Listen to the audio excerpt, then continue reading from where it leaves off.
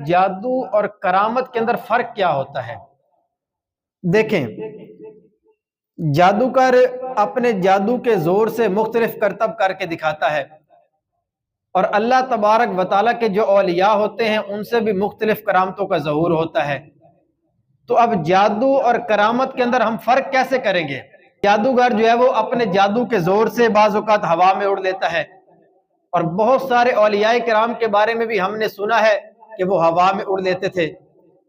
پھر اسی طرح جادوگر اپنے جادو کے زور سے بعض اوقات زمین پر سبزہ اگا دیتا ہے، لیکن اولیاء کرام کے بارے میں بھی ہم نے سنا ہے کہ وہ مختلف جگہوں سے گزرے تو ان کی برکت سے اللہ تبارک و تعالیٰ نے اس جگہ کو سرسبز و شاداب فرما دیا۔ تو فرق کیسے کریں گے؟ حضرت موسیٰ علیہ السلام کا واقعہ قرآن پاک میں موجود ہے کہ جب ان جادوگروں نے رسیاں ڈالی وہ سانپ بن گئے، تو حضرت موسیٰ علیہ السلام نے جب اپنا عصا پھینکا تو وہ بڑا اژدہا بن گیا۔ اب دونوں طرف کام تو ایک ہی ہے، انہوں نے رسیاں ڈالی وہ سانپ بنے، حضرت موسیٰ علیہ السلام نے اپنا عصا پھینکا وہ سانپ بن گیا۔ تو اس کے اندر ہم فرق کیسے کریں گے؟ فرمایا معجزہ تو خیر انبیاء کے ساتھ خاص ہے، اس کا ظہور تو انبیاء سے ہوتا ہے۔ کرامت اور جادو میں فرق، پہلا فرق یہ ہے، فرمایا ان السحر انما یظہر من نفس شریرۃ خبیثہ، جادو کا ظہور ہمیشہ خبیث اور شرارتی نفس سے ہوتا ہے۔ یعنی جادو ہمیشہ وہی بندہ سیکھتا ہے، وہی بندہ جادو کرتا ہے جو کسی خبیث نیت کے ساتھ اس عمل کو سیکھتا ہے، کسی کو نقصان پہنچانے کے لیے، میاں بیوی میں جدائی کرنے کے لیے، رشتہ داروں میں لڑائیاں کروانے کے لیے، بھائی بہن کے اندر جدائی کرنے کے لیے۔ فرمایا اس طرح کے کام کرنے کے لیے خبیث ذہن کا بندہ ہی اس کام کو سیکھتا ہے۔ لیکن کرامت میں کیا ہوتا ہے؟ فرمایا کرامت ہمیشہ ایمان والے بہت ہی پاکیزہ بندوں سے ظاہر ہوتی ہے۔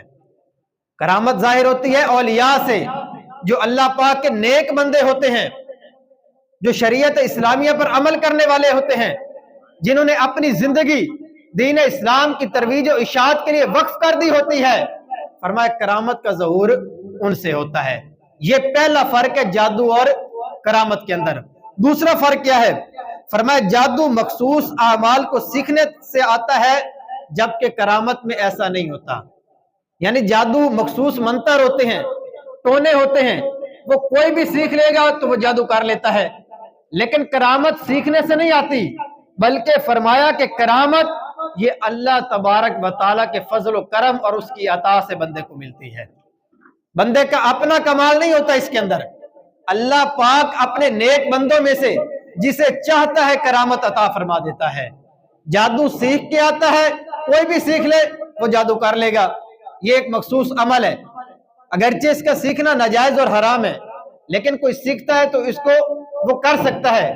لیکن کرامت اللہ تبارک و تعالیٰ کی عطا سے ملتی ہے، یہ دوسرا فرق ہے۔ تیسرے نمبر پر علماء فرماتے ہیں کہ جادو کے اوقات مخصوص ہوتے ہیں، جبکہ کرامت کسی وقت کے ساتھ خاص نہیں ہوتی۔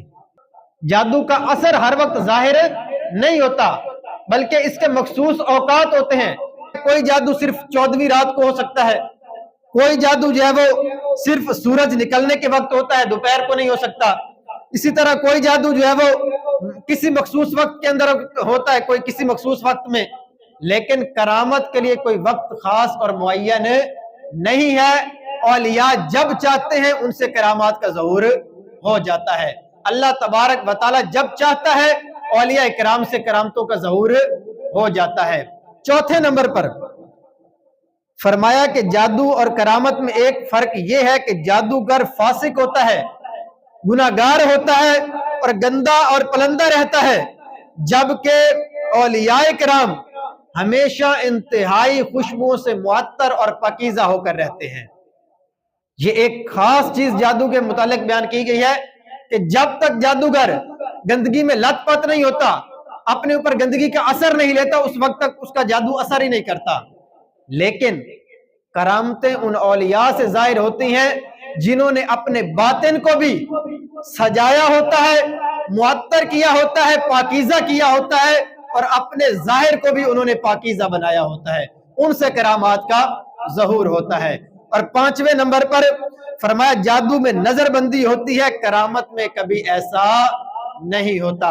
जादू सिर्फ बंदों की नजर में वो मंत्र पढ़ने की वजह से उनको महसूस होता है। कोई भी जादू का असर है तो वो नजरबंदी होती है, वो बंदों की आंखों में एक धोखा डालने के मुतरादिफ होता है। लेकिन करामत के अंदर ऐसा नहीं होता। औलिया से जो भी करामतों का ज़हूर होता है वो हकीकत के अंदर ऐसा ही वकूअ पजीर होता है। ये फर्क उलमाए किराम ने करामत और जादू के अंदर बयान किए हैं कि बज़ाहिर हमें मामला भले एक जैसा ही लगे, लेकिन किस बंदे से जाहिर हो रहा है, किस तरह का अमल है और कब जाहिर हो रहा है, जाहिर करने वाला कौन है, इसके मुताबिक हम इसमें फर्क कर सकते हैं।